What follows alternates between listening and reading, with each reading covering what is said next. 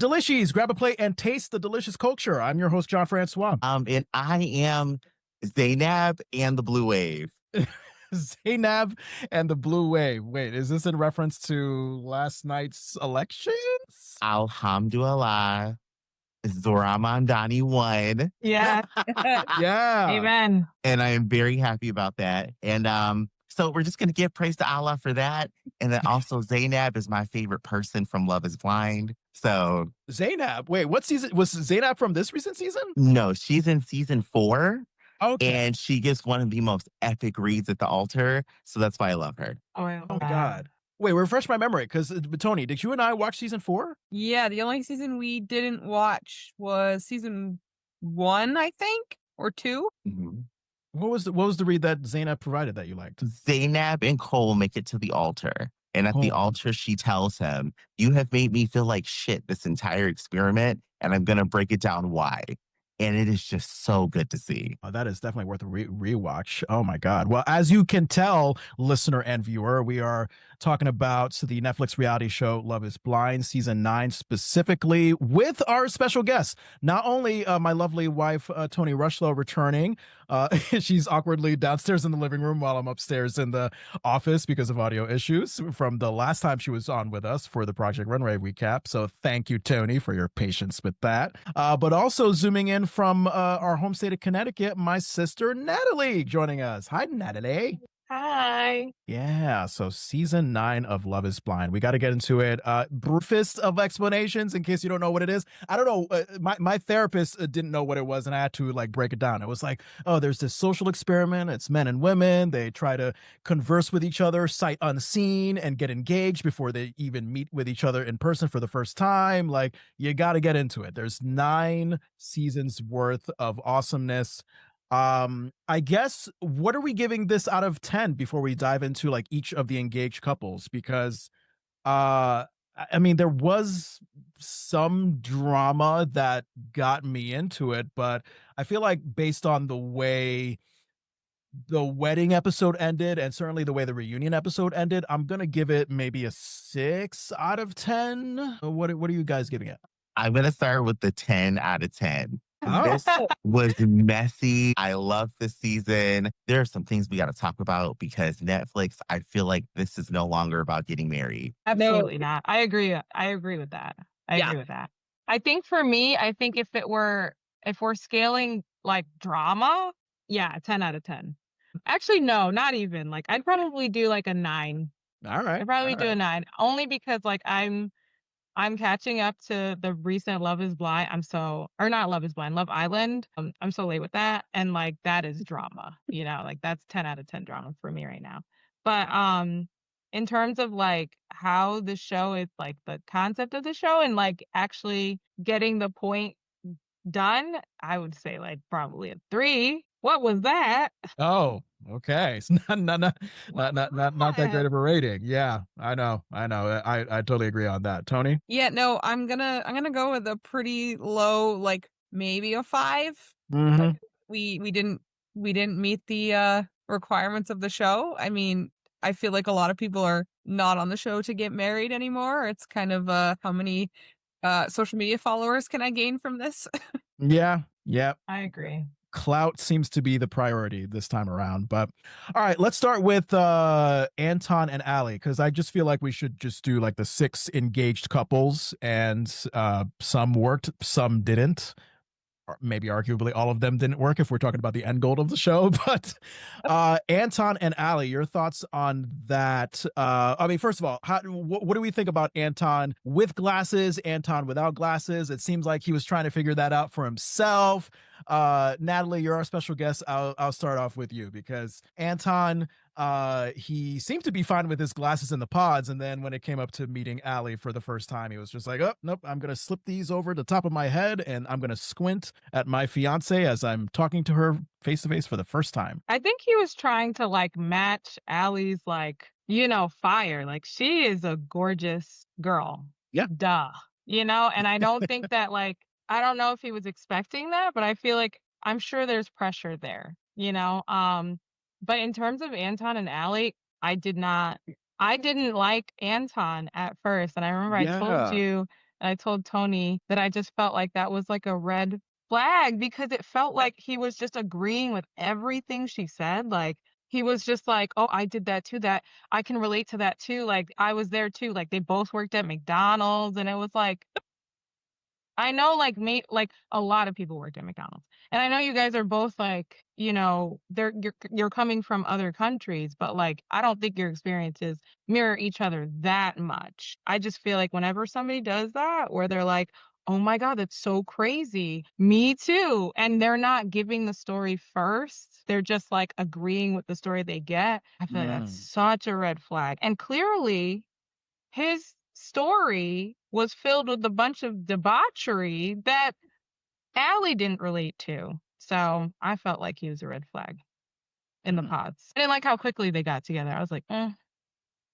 I feel like, well, one, the glasses thing, it gave me like dad with like readers vibe. Like he was like, I gotta put these on. Oh, stuff's closed now. I felt like, cause he even had like an indent in his hair from like how often he clearly like put them up there. His hair is like trained to hold I them. didn't even notice that. Yeah. But them as a couple, I don't know that his agreeing was nefarious per se, but almost more like he just doesn't have much of a personality or input of his own. So it was just like, oh yeah, I can agree with that. And it was kind of left at that. Like, Allie mentioned, like afterwards, she felt like he was a completely different person outside of the pods. And I mean, that makes sense because if you don't have that input of the prompts and everything and the stuff that they're probably being given to start off conversations, he's not going to have that. And he can't, outside of the pods, continue to just agree with her without her being like, all right, where the heck is the rest of your personality that I thought was there? He lacks substance. I agree with that. He is not a real person. I knew from the moment they were going to meet, he took off his glasses. I'm like, you're not going to show your fiance you wear glasses. John said the Red same flags. thing. It's a huge red flag. It's like you went to see her and you were blind, literally. That doesn't make sense. I knew they were not going to last. When they moved in together and for dinner, he makes steak and eggs and Allie's sitting at the table and she is questioning having a mimosa because she didn't know he drank at nighttime. All these different things. I'm like, you didn't share these very important tendencies you have with your partner. What did you guys think of Allie's concern over Anton's drinking, his partying? I guess he frequently goes to strip clubs as well. Look, the drinking I kind of got because there was that scene in the apartment where Anton just casually admitted that he had like a case of beer and tequila, like all within a short amount of time from the fridge. So I get Allie's concern on that front. The strip club and partying in front of it, I don't know. I'm kind of wondering what you guys think about that because look, I mean, in terms of going to a strip club, open, if it's an open marriage situation, sure, like do what you will. With a monogamous marriage situation, I feel like that could work while also having a respectable marriage. But at the same time, I can see, Allie being uncomfortable with that because it's scantily clad women, however you want to define it in the strip club. Partying, I mean, if we're talking about partying in a broader sense, like, all right, okay, should Anton be partying every night as he's trying to evolve this relationship with this woman, and especially if they want to have kids? I mean, yes, that's questionable. Partying every now and then, not the biggest deal in the world. I guess I just wanted to get the room's thoughts on those concerns of Allie and whether they were like valid or invalid. Starting with you, Natalie. Well, I feel like strip clubs, they're not the problem. If you are into going to strip clubs, like just be upfront about it. There's nothing wrong with that. Like they're there for a reason. There's an audience for them. And like people are making a living off of that. And like there shouldn't be this like idea that that is something to be ashamed of. However, if you are somebody that like feels like that is something that can threaten your relationship, like I do think that that is also important, So like it really is down to the person. I also just feel like, wow, that guy's girlfriend, I forget Anton's friend's name, But what was the intention behind doing all of that? Like, that was crazy. It was like she was trying to expose Anton, and Yeah. it was kind of just like, what are you doing, girl? As somebody that's been here for three months allegedly, like, it's like, what is the intention? But anyway, I do think that, like, it's not a problem if you are upfront about it and if you can, like, still maintain your responsibilities. I also feel like it probably was, like, communicated in a way that made it seem like he has a problem when it's like, Yeah. it probably isn't a problematic thing. It was just something that was said in a way to clearly, like, just kind of attack Anton. So I really look at that girl, like, I forget her name, but, like, I wish I knew her name. I'm like, why did you do that? Like, what was the point? Did you want to, like, be on the like, on the screen and, like, be Yes, a part of the 100%. drama? Yeah. So Yeah. yeah, I thought that was weird. I definitely think that she just wanted to be on the show. Like, Mhm. yeah, sure, her and the guy had been together for a couple of months or whatever. A little weird to me that you would bring a new girlfriend to that unless she begged you and was like, hey, you need to bring me on to this because I want to be on TV. And then she's like, all right, let me elicit some drama here, get the response to, make sure that this airs. Because, obviously there are other like scenes and meetings and stuff that we don't see because they can't fit everything in. But if you drop a bombshell like that, you're going to make sure that you get on TV. They were definitely mic'd up Yeah. Yeah. In the bathroom at that. They in the made sure bathroom. they focused on the bathrooms. They had the cameras in the bathroom with them. Yeah. Yeah. Hush hush on the down low. Restaurant bathroom conversation. Yeah. Yeah. Agent.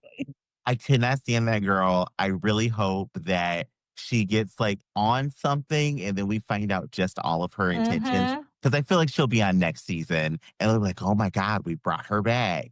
Yeah. And it was definitely meant to her, Anton. I don't like the fact that it's a lot of couples on this show.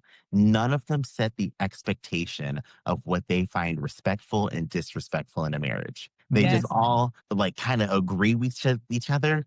Everybody seems so like passive about it. And I'm like, none of Yeah. you are here with intention. And that's why we're at this point. Oh boy. Right. Anybody surprised that Allie ended up saying no to Anton at the altar? I mean, maybe I'm naive. Maybe I didn't see anything, but I thought they were the only solid couple that had a good chance of being a yes. But I guess those concerns of Allie were big enough where she just couldn't commit to it at the last minute. No. And his reaction to her need for Botox was enough for her. Like, she was like, I need my Botox. Yeah. And he was like, you're high maintenance. Did not think it was going to be a yes. And I stopped thinking it was going to be a yes after episode, I think 8, because there's this noticeable change in how she looks at him, how she stands next to him. When they went to the little country mixer and were doing the line dancing, you could see her purposely avoiding him and going to talk with everybody else there. And I was like, they're not going to make it. The only reason I expected a potential yes was because it felt like there was a lot of cultural pressure Yeah. on each of them. So that's the only reason I wouldn't have been surprised if there was a yes, because they both clearly were like, we need to find a spouse. Our family is pressuring us. Our culture is pressuring us. So I would have seen a yes because of that, not because there was an actual genuine connection. And I mean, clearly she was a no from the beginning because she got the ick from his toes, as was shown. Yeah. And she added. God, that last shot at the reunion where we got to see Anton wiggle his toes. What a sight to Yeah. see. Oh my God. All right, let's move on to Madison and Joe. Okay. All right. So first of all, I was kind of uncomfortable because I know Joe was making comments about Madison's physical appearance, talking about like, oh, this is not typically what I would go for in the real world. And then you contrast that with them talking about how like great and hot the sex is. So there's that. And then there was that drunk fiasco night that Joe had. I guess he had a little bit too much to drink. He was having himself a good time. Him and Jordan. I think him and Jordan were, drinking a little bit too much and having a good time. Madison felt that she was not being paid attention to. She wasn't liking it. And then Joe was just saying some drunk gobbledygook at their apartment later that night. Madison was taking offense. All I was thinking of was he's drunk. There's nothing you can get out of him that's going to be a great conversation. And then, along the way, I mean, it seems like you really see Joe's commitment phobia, and he just kind of ends it with Madison, I think, the night before they were supposed to get married. So thoughts on Joe and Madison? Anybody, if whether someone's more guilty than the other, and Natalie, we'll start with you. I was gonna say, like, I think that first of all, watching that was just so painful. Yeah. Like, it was so painful to watch the two of them, and I feel like they should have ended it earlier. Because it was like Madison was like grasping at straws. And honestly, she reminded me of Hannah from like, I forget, I think it was like season 7 or season 6. Okay. She had like a Hannah vibe to her where it was like she wanted so badly to have this relationship and she wanted to control it, but like clearly Joe was just not, like, they're not compatible. So Yeah. I did love seeing their families interact, so I thought that was very wholesome. And I feel like, I don't know. It was really painful. And Joe was so frustrating. Joe could not stand any heat. Like, he's like terrible at conflict resolution. And when he was drunk, I was genuinely concerned. I was like, is he drunk? Is there more to it? Because like, wow, he's like completely gone when she's trying to talk to him. So I was just kind of like, where is this going with Joe? And is this going to delve into like a substance problem thing, or is he going to get it together? And I'm glad that he did. Like, it wasn't something that kind of later devolved into like something more serious. But yeah, the two of them, it was just really hard to watch. Yeah, I definitely feel like she was so hard trying to force things, even though I feel like if she would have just, literally looked in front of her, it wasn't gonna work. I feel like from the beginning it should have been obvious. And they make, like you said, the comment about the best sex ever. I feel like every single one of them says that because they feel like they have to. Because it's like so many of the couples that say that. And it's like, are you just saying that because you're on TV? Like, I just have a hard time believing that every single season, every single one of these couples is like, oh my God, nothing's ever been better than this. And it's like, that's not reality. That's probably you and the TV, reality TV world where everything else is deprived from you and you just have no other stimulation in your life right now. Yeah. But yeah, definitely the drunk scene was super concerning. Like, if he didn't take anything else, how much did he actually drink? Because he apparently had gone to sleep and then woken up and was still that out of it. That's pretty concerning. Yeah, I don't know. I feel like he is one of those people where if she had been somehow matched with a better person, she could have been successful in this show. But I don't know. I just don't know why Joe came on the show. He had the previous fiance who, as they're sending out invitations, that he bails on, and then her, and then he dated 2 other cast members like directly afterwards and had already broken things up with one of them and then was dating another. So I don't know. He clearly needs to get his shit together and go see a therapist. He's not ready. He's not ready for commitment. Like, he's absolutely just like, and he should have just admitted that to himself before. He was like literally hooing himself like most episodes over the whole point of the show, which is to get married. And it's like, Joe, have you been here? Like, have you watched the show? When they AJ? have their argument in the kitchen and he's like, you're not upset that this is crazy? And she's like, I've been saying that this entire time, that this is a weird experience. And I'm like, is he mad at her because she doesn't express her emotions the same way as him? Like, I was like, I hope you do not marry this man, because she looked like she was like, I'll take whatever. I just want to get to the altar. And I'm like, please don't do this. Don't settle. Don't settle. Don't settle for the guy that's going lucked to that. out on not getting that mustache. Yeah. Look, I thought the mustache was fine at the reunion. I think he wore that sort of old-timey Western mustache look very well. Kidding. I mean, I did kind of get confused by his like relationship trajectory because he was with Madison and then he was with Casey shortly thereafter, and then I think he's currently with a girlfriend named Avery. Like, is that the whole timeline of Joe Yeah. commitment Yeah. phobia going around all these girls and whatnot? Yeah. He's all over the place, just like his Yeah. facial hair. Just like his facial hair. Yeah. Yeah. No, I think the moment Joe went in for the tux fitting and then you saw him just literally have a panic attack right in front of the camera and then just leave. And then all the other guys are just like, wait, where the hell is Joe? Like, that was a good indication of like, oh, this guy may not see it through to the end. So He's losing it. yeah.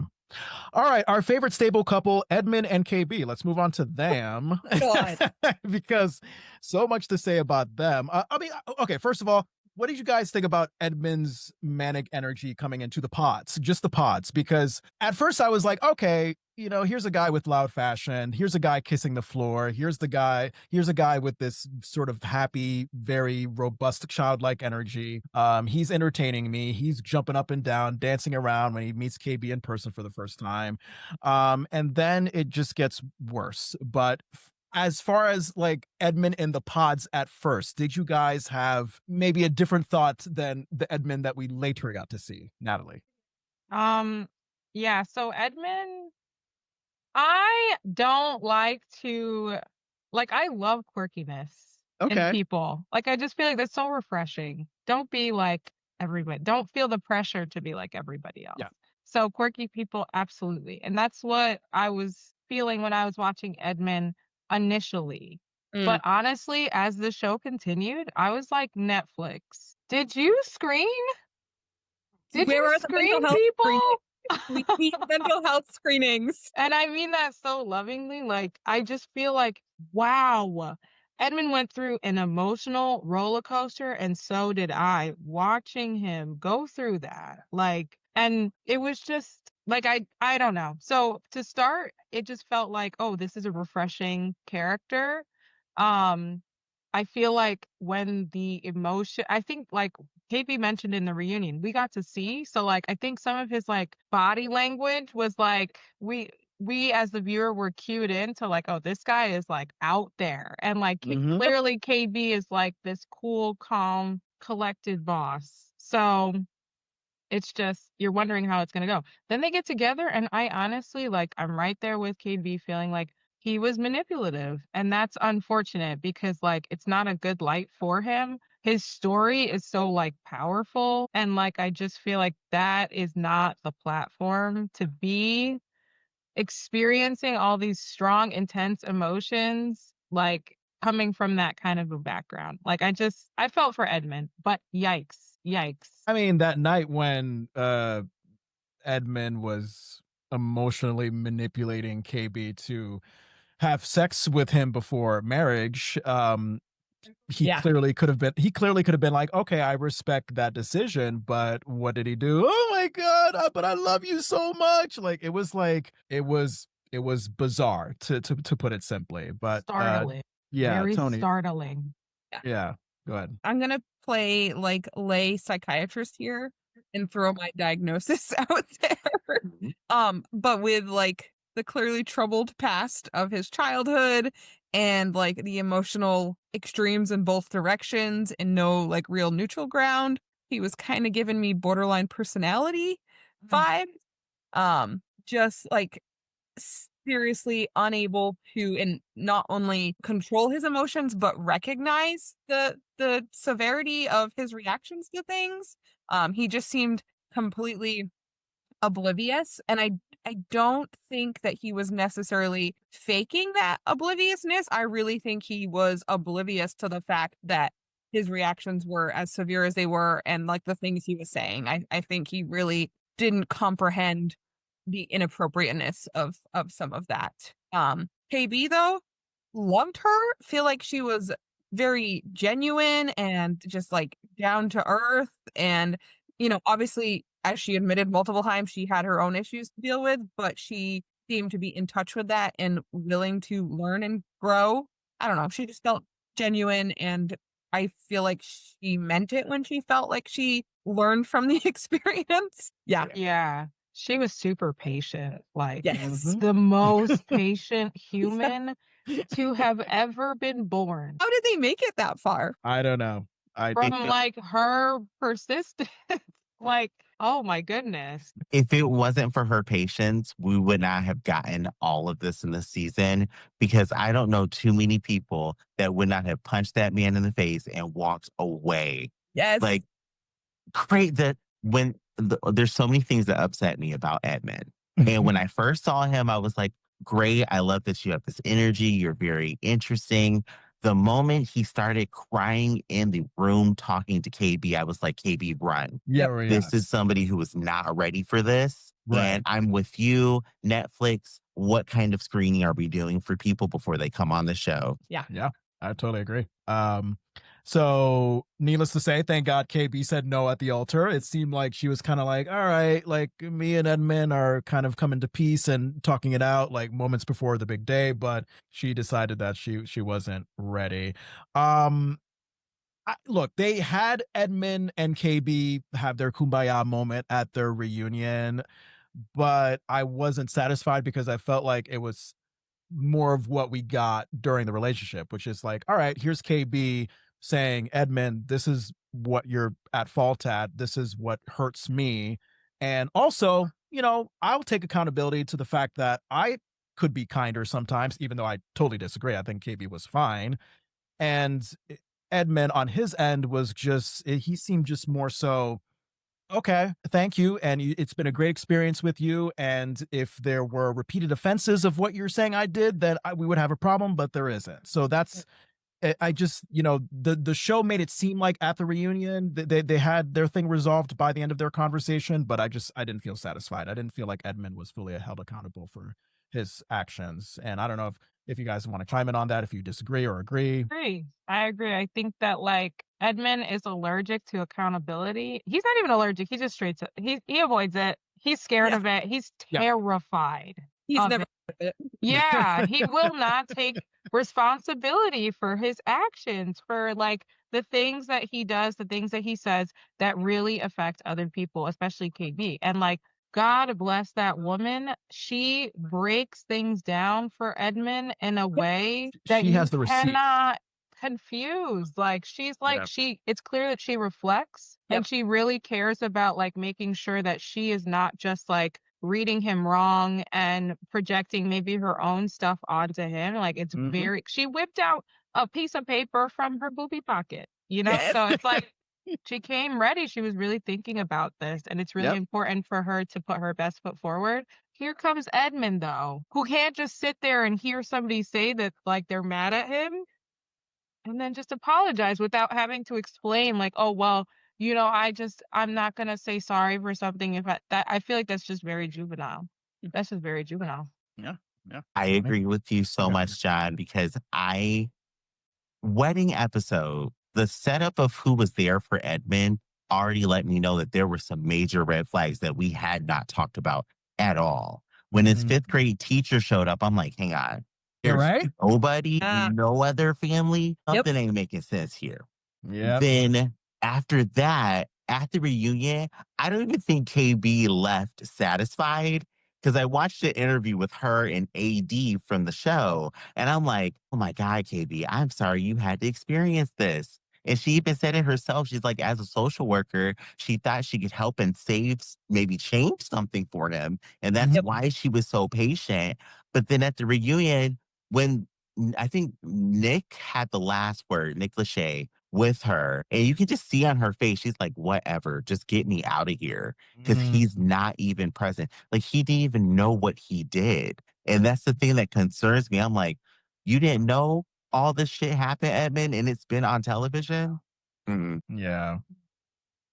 So clearly there's not a lot that fifth grade teacher knows about him beyond the sweet little kid that she teached all those years ago. I think we're all in a agreement that KB, a genuine, sincere person who clearly her communication skills are on point, and Edmond just needs to do some serious personal reflection and work to not only for anyone around him, but even for himself. Because, I mean, clearly, he's not fulfilled. He's not making those connections. Like AJ said, nobody was there. That says something. That shows, he talked about a lot about his rollerblading community and all of that. And that's, that says something that you haven't made those connections at that point in your life to be able to even have someone on an acquaintance level to invite to your wedding. Yeah. You know what he reminds me of? He feels like somebody that wouldn't go to the doctor because it's like too like complicated, like figuring out how to get like your health insurance. Like he seems like that. So I would be so curious to know what his actual personal life is, because like I love that he has a community, but like, do you pay your bills on time, Edmond? Yeah. Good question. Okay. Megan and Jordan, speaking of all things money, because I feel like that was a thing that kind of was a big theme in Megan and Jordan's relationship. Well, first of all, I mean, the whole Sparkle Megan thing, I loved it. It's great. It just rings in my head. Wear the sparkly clothes all day long. Wonderful. Megan asking Jordan in the pods if he had a few tattoos, and Jordan was like, "Oh, yeah, I have a couple," but of course his whole body is covered with tattoos. What did you guys think about the differences in Megan and Jordan's lifestyle, their financial differences, how that may have caused tension in the relationship? Like, I'm thinking of that episode where Megan was touring this very like upscale, sleek, rich home, and Jordan was like, "Oh, okay. How much is this really necessary?" And then, of course, Jordan is a single dad. He has Luca. He has this. He has these long hours that he works at his job. So Megan loves to travel. That's great. But Jordan is understandably like, I got a kid. I got a job that I work a lot of hours for. I can't just be traveling around the world on all willy nilly. So thoughts on the lifestyle and financial differences and whether that was explored enough, because I got the feeling that maybe Megan didn't completely know what she was in. When Megan said you can't go to brunch at 10 a.m. and did not understand that, I knew. I was like, oh, she's my favorite type of person. Yeah. It sounds great. But I guess from Jordan's point of view, it's just like, I might be sleeping or working then. I mean, like, work, is that really a thing that we have to do? Is it just an option? And I love her, but it was like, okay, this is what happens when somebody who has too much free time on their hands gets on a reality show. Yep. Yeah. Yeah. It's so unrealistic. Like their lifestyles are so different. And great for Megan. Like I definitely saw her as like, wow, okay, Megan, like boss. Love that for you. But yeah, like if you're I can only imagine that's really hard to date if you're not in that same tax bracket. Like I didn't even think of the fact that like she has like all of this expendable time, and like Jordan has a child and he works, like most people. So it was just interesting. Like, but I rooted for them. I did. I thought they were going to, I thought they had a good chance of I thought, 50-50. I thought I could see it being a yes, but I could also see it being a no to them at the altar. What did you guys think of like Megan being frustrated that Jordan just didn't have much to offer in a conversational sense? Say at the end of the day, Jordan's coming from a long work day. He's tired. I kind of felt mixed about that because I was like, all right, well, when you're coming from a long work day and you're seeing your partner day after day, yeah, you're going to have moments where you just don't want to talk. At the same time, especially, in these early days when they're getting to know each other, I do understand Megan's value of like, hey, let's find quality time to get to know each other, to have a conversation, even if it's as little as how was your day, like just something. So what did you guys think of that moment in the season?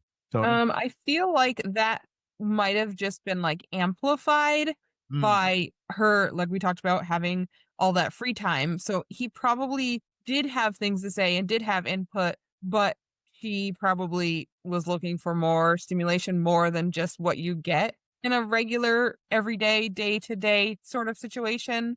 Um, I think that if they were closer money-wise, things could have worked for them. I think that would have been very different. But it comes back to, like, are these people not talking about this stuff at length in the pods? Like, Mhm. that is super important. Like, what does your weekly schedule look like? You know, do you have a set schedule at work? Do you have certain, free time that you have? What do you do with your free time? And, they make the comment at the weddings always about, oh, you didn't take into account looks, age, or finances. I'm sorry, what the hell do you mean you're thinking of getting married and you haven't taken finances into account? That's pretty damn important. Honestly. I'm trying to think of a moment where they were actually on the same page outside of the scripted stuff in the pods, and I can't think of one. I mean, first of all, he's a daddy. I just have to say that. So if you ever see this, I love your tattoos because he's hot. Yeah. But I didn't understand how neither of them really seemed to be listening to each other when it came to what they do. Like, even just discussing a day in Megan's life and a day in Jordan's life. It's like once they got to the wedding, the day before or the day of the wedding when they had their conversation, it's like neither of them recognize the fact that you are not compatible when it comes to your time or your money, and nobody has addressed that. And now we're getting to the moment where you're going to have to share your lives, and both of you seem confused on that. With that whole situation with him being quiet at the end of the day, I just think like, it is, like Tony said, like with the time, Megan has so much time to literally just pour into herself. Yeah. And it sounds like with Jordan's job, they didn't really get into that, but like it sounds like Jordan's job is like super draining and he's pouring into other people. And then like he has a son and he pours into that. And like Megan is like wanting to just continue to pour into herself by having these like beautiful moments at the end of the night without acknowledging that like this is a person that has to work very hard, like, and she has worked hard, not discrediting whatever hard work she's done, but like right now in this moment, like he is drained. And I just felt like that wasn't fair, to expect that. Cause he gives off the type of vibe of like he is always on. He wants to be like the person that makes people laugh. He wants to be the person that makes people happy. So like that is draining if you're doing that constantly, if you're always on. So yeah, I just felt bad for him for that. Yeah, for some reason I got trucker like from him. It's like when it really became clear that he has a job where he's working long hours, it just trucker came to mind. I could be totally off on that, I but felt like it was like maybe he's like a corrections officer. I don't know. Like it felt yeah, like he does like really hard work with like humans, and we know like humans can be so frustrating. So it's like he comes back and he's so like drained, and then he has a son who is like a child and needs him. Like that's what it felt like. I don't know what his job is. But oh my God, can we talk? Because me and Tony were like, what in the hell is Megan doing? When Megan was like, oh my, because I think she said, because my dad had this type of diabetes and Luca also has this type of diabetes. That is a sign. That means that Yeah. Jordan and I were meant to be together. What was that? what a stretch. Yes.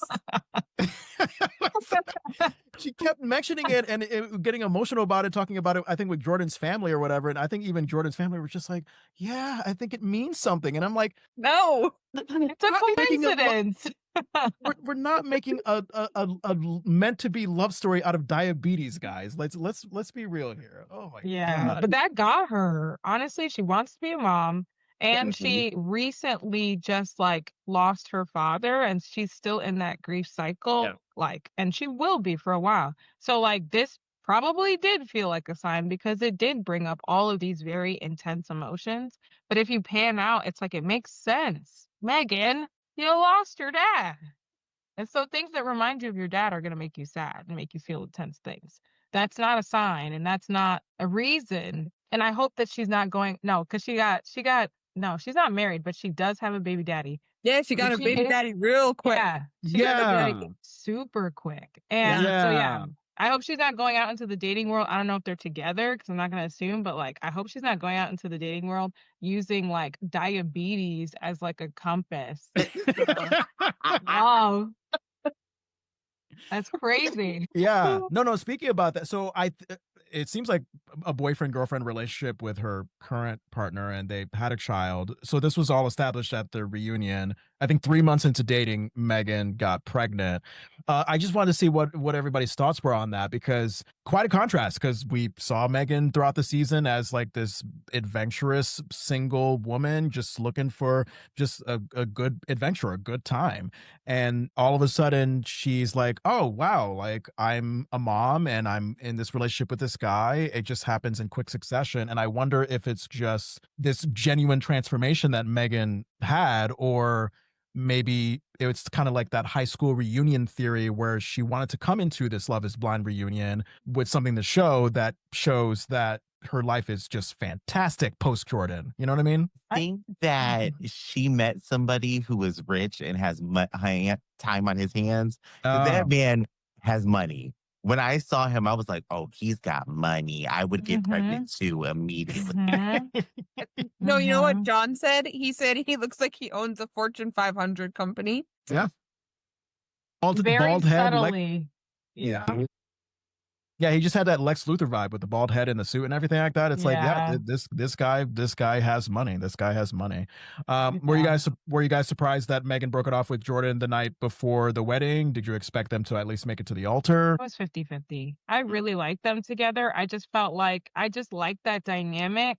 It's like a reverse Cinderella story where it's like, and we're all gonna come together. Jordan's got such a great personality. He's like meant for TV. And I just loved like seeing them together. Like it felt like she was actually being challenged. Honestly, I think like with Megan, even with getting pregnant, I think that she is just one, she's a very ambitious woman, but two, I think she's also like kind of bored with life right now. And like she really wants to get to like another stage so that she can like stimulate herself. Cause like I imagine having all this free time and having the money to be able to do things isn't always satisfying. And that's why she went to go look for like a relationship like this. And I feel like that's why she got married very quickly. But yeah, like I wanted them to be together. Just thought they were so cute. And I agree, AJ, like he is a daddy. He is so cute. He's like in a suit. Very cute. They were probably my two favorite people. And I was just hoping at some point Megan would be like, okay, I understand that life for you is different.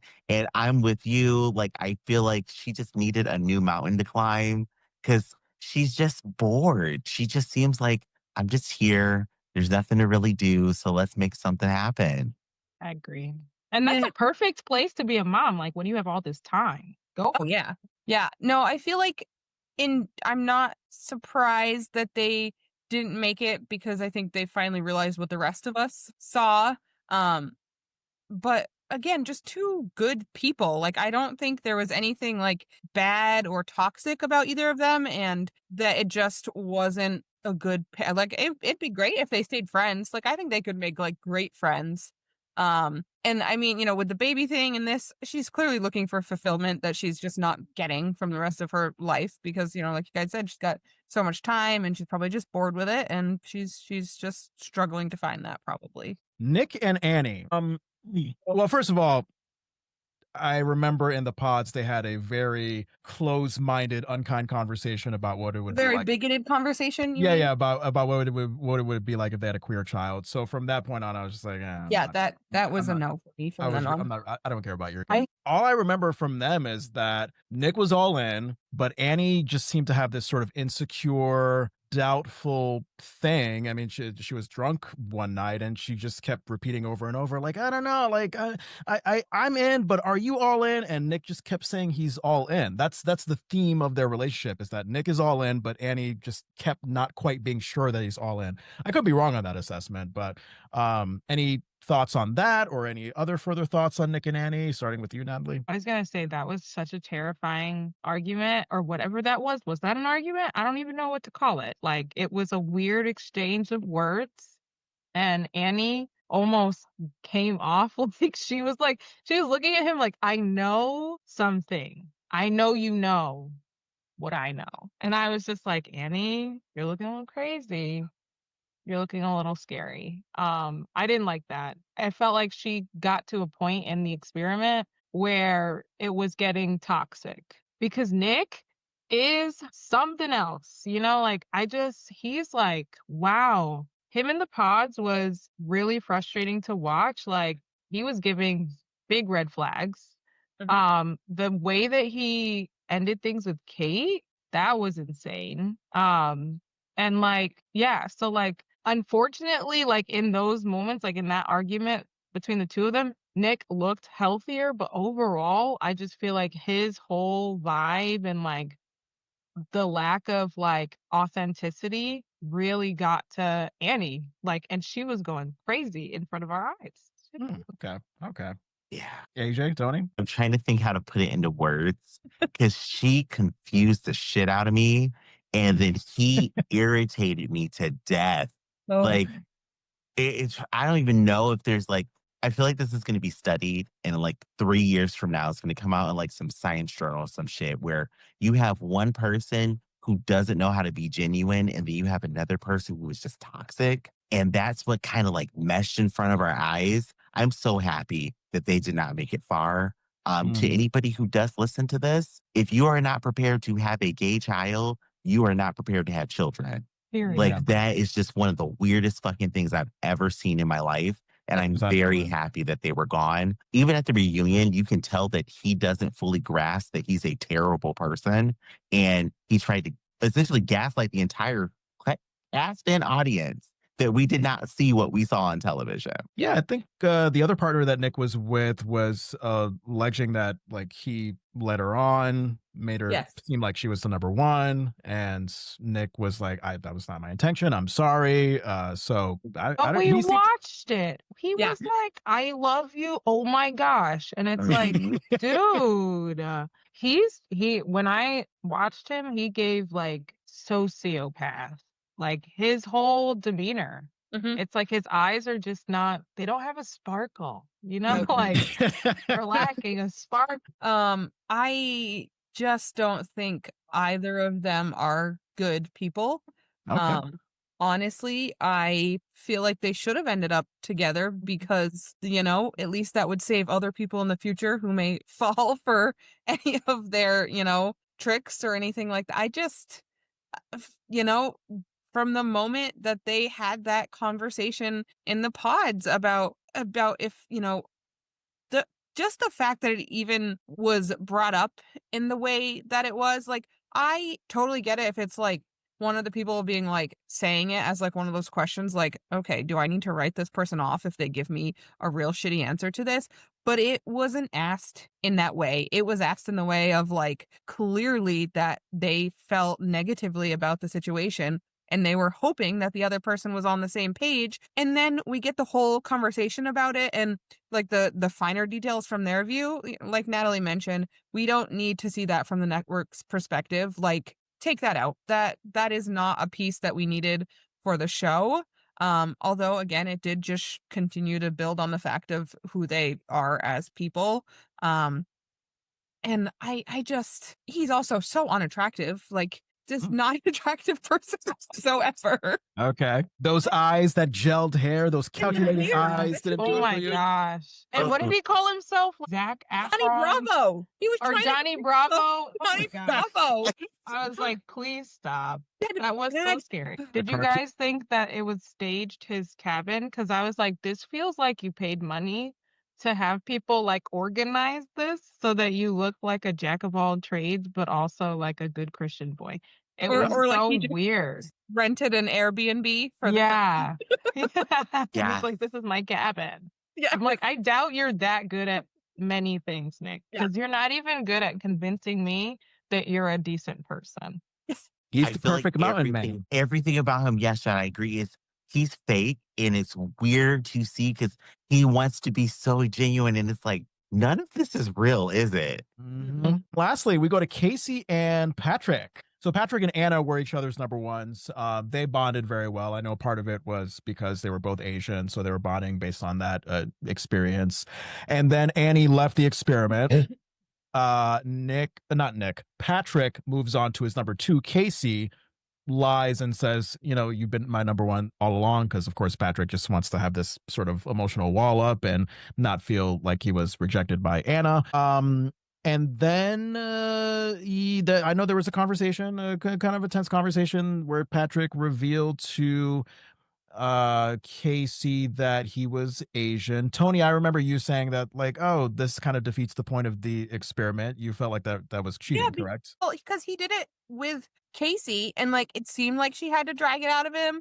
But Yeah. then he did the same thing with Anna. Like clearly he was so stuck on his own identity that was just overtaking everything. Like the whole point of being on the show is you don't know what the other person looks like. And like, yes, obviously just, a very generalized, like knowing that they're Asian doesn't give you a full picture of what they look like, but that gives you more info than you have of anybody else to have all kinds of preconceived notions about what they look like, how they act, all of, the internalized things that we have from society. So it just didn't seem fair. I agree. I definitely did not like, and I didn't like the fact that it was clear that he was uncomfortable with sharing it, because he was definitely not trying to like break the rules, but also I think he did want to like keep that to himself.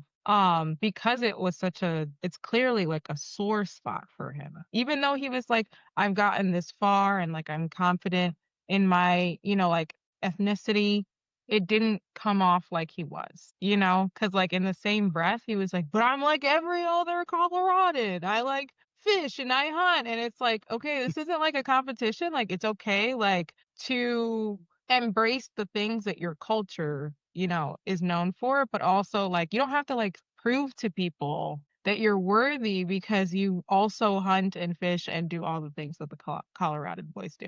So that was like, it was really sad to see, because it's clear that it's an insecurity. I didn't like the fact that he shared it with Casey, because immediately I was like, oh, she cares, and that's why she's asking. Yep. So don't tell her. Don't tell her anything, because she's gonna make I don't know what because like we saw how it ended, but like I was like, I don't know, in her mind, if she thought he was like a member of BTS or something, like, but like she completely decided like what type of image and like went with that. And then when she got the reality, it was really heartbreaking, like, and so classless the way that she handled that. Natalie, I agree with you 100%. I didn't really care for Casey. There was just something about her. I was just like, I'm not for you, girl. And Patrick, the entire time, I wanted to hold him and just say, it's okay. I get it's a sore spot for you, but you are a great person. And you need to recognize that for yourself, that you're this amazing. And someone will gravitate you who loves that. And that's what I wanted for him.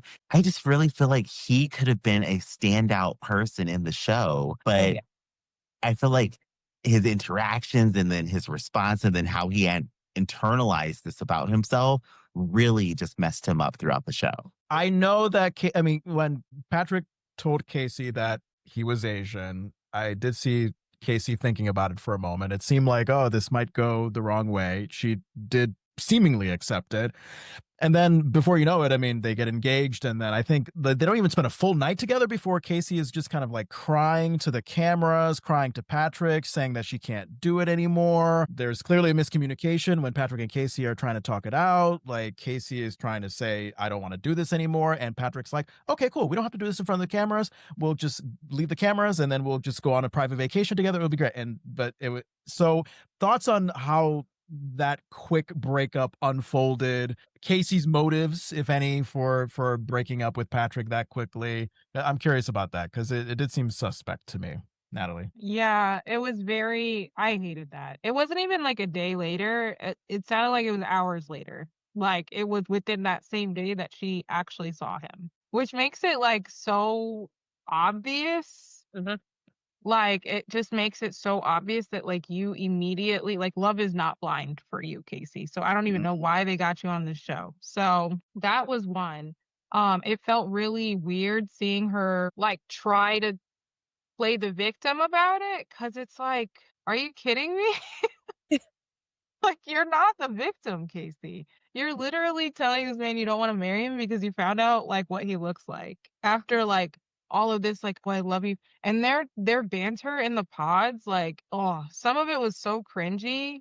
I don't know. I feel like Casey is another person like Joe, which is like maybe that's why they got together, who's not ready for commitment. Like, she's totally somebody that I feel like wants to get the clout. You know, she wanted to go in there and she totally wanted to be seen as like this really hot blonde that like people are like when they see her, when the doors open up, they're like, oh my God, you know? And it was very obvious. I felt bad for Patrick because like I do think that he went into there like wanting to find a relationship, and it just came off like maybe out in public in the real world, like he really, really struggles with that insecurity, and like this is his chance to maybe like not have to worry about that. But yeah, like what a train wreck. That cringy talk, I know what you're talking about. I think they were doing a lot of dirty talk, and Yeah. me and Tony were watching that, and we're just like, what does this add to the show? Yeah. It was weird. It was kind of icky. All of a sudden, and it was like, is Patrick giving consent to this? Yes. Because like Yes. doesn't seem like he is. It seems so uncomfortable just to see the two of them together. I am so happy that what played out, production didn't really seem to step in at all. And I'm like, thank you, because I feel like they would have tried to like make it cozy and rosy for Casey, and people would have actually believed that she was a victim of some sort. Casey is what happened to the real world in season 4. At season 4 of the real world, everyone was like, oh, I need to have one-liners. I'm here to get like my YouTube followers up. And that's what she was. She was not there for love. And it's just like, girl, if you wanted to just be famous, just hop on something and become famous. Don't come here and say you want to be married. Yeah. She was the one that wanted to break it up with Patrick, but then I think she wanted to keep the ring at the same time. And then there was this whole thing at the reunion about like, oh, you know, Patrick is like, Casey, give me my ring back. Just apologize and give me the ring back. So eventually she does, but then, you know, they blow up what should have been a serious moment and make it into this basketball game with Chris Paul, and then I guess Casey gets the ring back. It didn't make any fucking sense to me.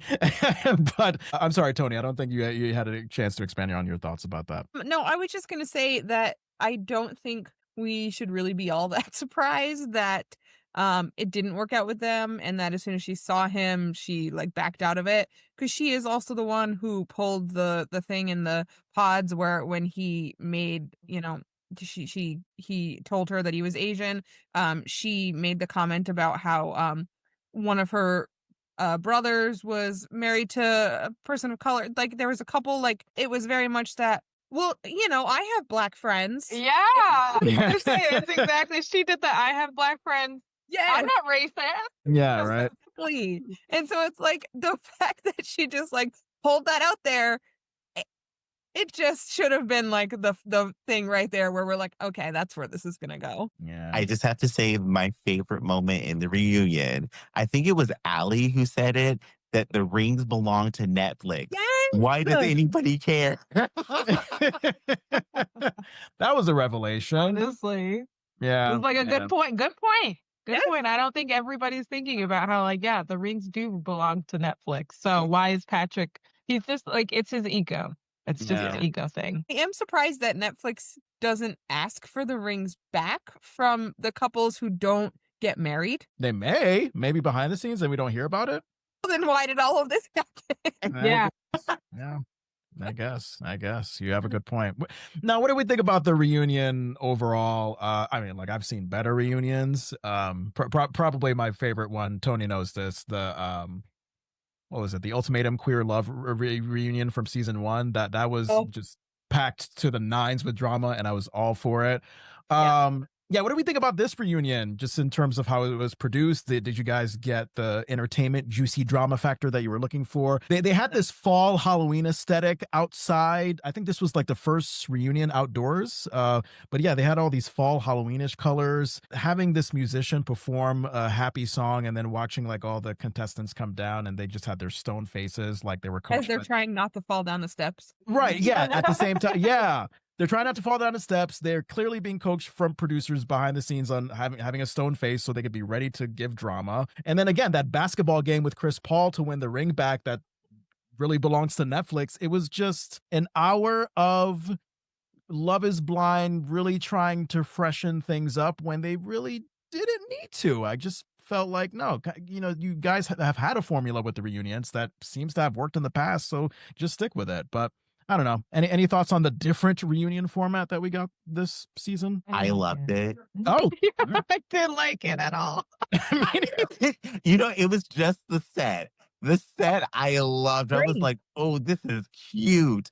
Yeah. The actual reunion, I could have passed on the entire thing. I watched half of it on mute. Yeah. Because you could. The set was good, though. It was good. Yeah. It's beautiful. And it looked like they spent a lot of money, but like, I didn't like how they just kind of tried to soften the drama and lighten it up. It's like, no, we want blood. I want like people to tell people off because like there was a lot of really like disrespectful behavior. I felt that should have there been was called out. a lot of like, okay, you can apologize now. All right, let's let this be. And it was like, but why? This is reality TV. Yeah, I agree. If you like the Queer Love, the Ultimatum reunion, why didn't they just stick with that great format? Give me 4 peoples in chairs and call it Springer, and I'm happy. Yes.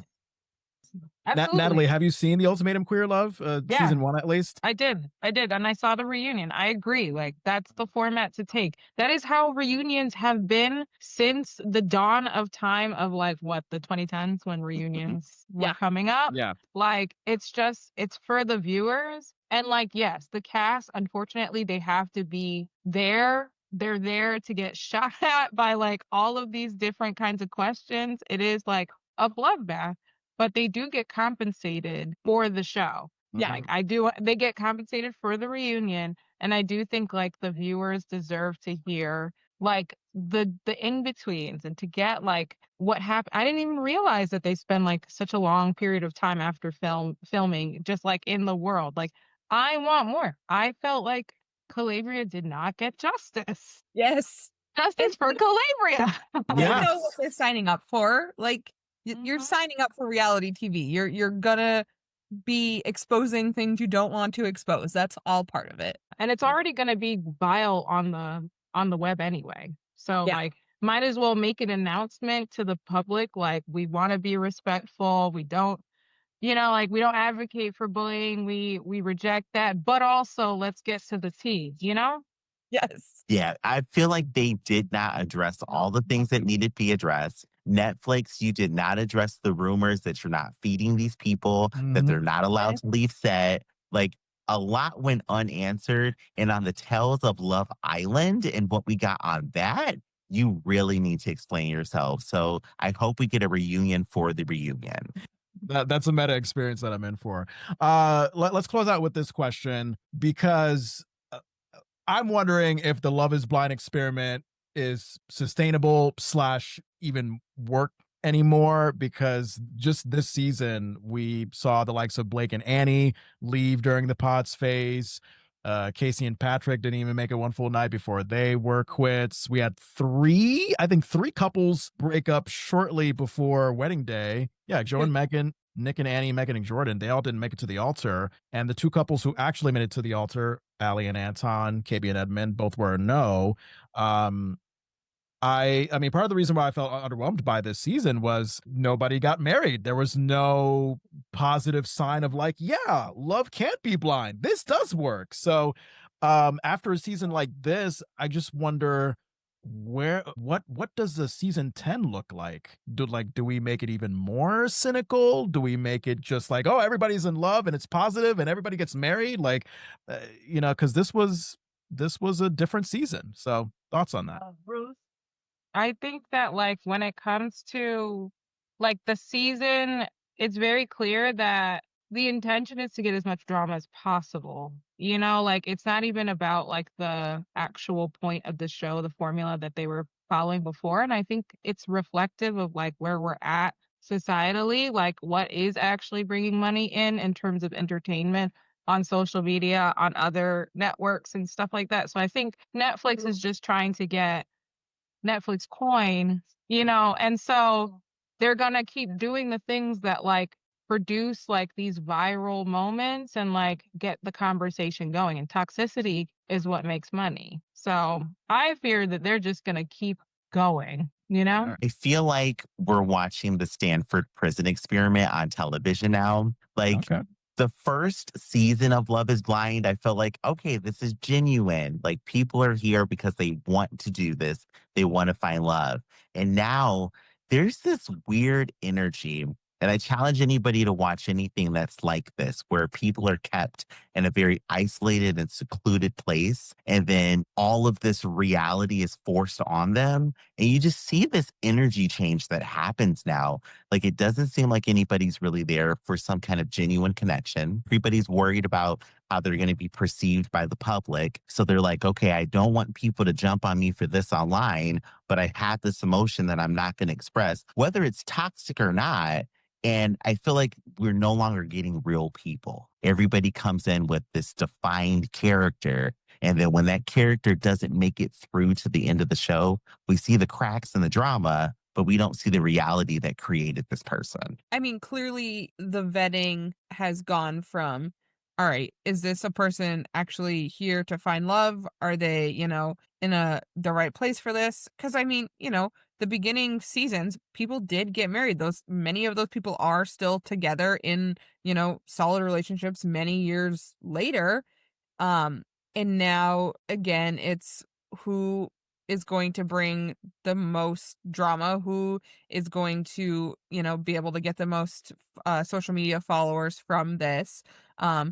If they fall in love or fake reality love at the same time, great. But we've got our established fan base now, and we may lose some of them doing this, but we're still going to keep those ones in who are just here for the drama factor. All right. Well, these are wonderful closing thoughts. Love is Blind season 10. I can't wait to see what they do. I'm thinking, 3-4 months from now we might get it. Yeah. They come out with them like crazy. It's so insane. Like, what? They probably already have their cast. They didn't even preview the season. Usually in the reunion, they give us like a little sneak peek of the next season. We didn't get any of that. So who the hell knows? Toes. We got what? Toes. Season 10, Wiggly Toes from Anton. Yeah. Well, this was a great conversation. Natalie, Toni, thank you so much for joining us. This was so fun. For those of you listening, please consume the delicious culture wherever you get your podcasts. Apple, Spotify, iHeart, Amazon, SiriusXM, wherever you get your podcasts. Please, if you like us, leave us a 5-star rating on Spotify, leave a review on Apple Podcasts. You can email us at thedeliciousculture@gmail.com. That is thedeliciousculture@gmail.com. We are on Instagram, YouTube, TikTok at The Delicious Culture. You can find full video episodes on YouTube if you love to see us. Follow me on TikTok. I'm at Jon.Francois, the number 1. And Natalie, you were kind enough to have some great conversation with us. What would you like to promote? I would like to promote kindness. Everybody be nice. Yeah. There's enough crazy nastiness in the world. So like, just care for people. Also, because SNAP benefits aren't happening, definitely purchase your non-perishables and drop them off at a food pantry near you. We need to like really get it together as like a species, because like, yikes, this is scary. But thank you for having me. This was so fun. It was so fun to do this. I hope to come again. Absolutely. And sorry, really quickly before I go to you, Toni. Yes, let me to bounce off of the SNAP benefits conversation. Non-perishable donations, monthly donation to your local food bank. I set up a monthly donation to my food bank here in Vermont. So please, whatever you can do, because there are lots of people out there that need help. They should not be put in this situation, but they are. So whatever you can do, those listening and viewing to help, that would be awesome. Oh, wait, also, just before we move on, it's Men's Mental Health Awareness. Hug a guy with consent. Oh, yes. Yes, there are some guys in power that could benefit from a hug. That maybe we wouldn't be in this situation if they had a hug. Toni, what about you? What would you like to promote? Oh, geez. To go off of making sure we're supporting those in our community, you can also donate cat and dog food to your local food shelf, because a lot of people, if they have to choose between feeding themselves and feeding their pets, they will feed their pets first. So if you can make that decision a little bit easier for them, super important right now. AJ? I feel like There's so many things to talk about political. I know. So I'm with y'all. If you know anybody who needs prescription assistance, make sure that you refer them to their local area health association. Right now, a lot of local and statewide health associations are providing prescription assistance. If you're nervous about what's going to happen with your premium starting on January 1st, there are some assistance programs. One of them is through GlaxoSmithKline that will help people with just their premium of their health insurance. The government shutdown is happening, but please do not lose faith. There was a blue wave that happened, and we have to talk about it. State elections are important, and I hope that people will see that your vote does matter. It matters a whole lot because a lot of things can continue to change as we go through this. On the other side of that, fuck every person in government that's slowing this process down. We all need to work together, and if you can't get your shit together, get out. But aside from that, just follow me on TikTok. I Find me at agree. AJ Vandertunt. That's it. I agree. I feel like we kind of like eschewed personal benefit social media stuff in favor of like community service. I love it. It's We so gotta great. talk about it. Oh my Yeah. gosh. Like people matter. Like we all matter. So Yeah, I agree. On that note, AJ, you want to sign us off by letting some deliciousness ring?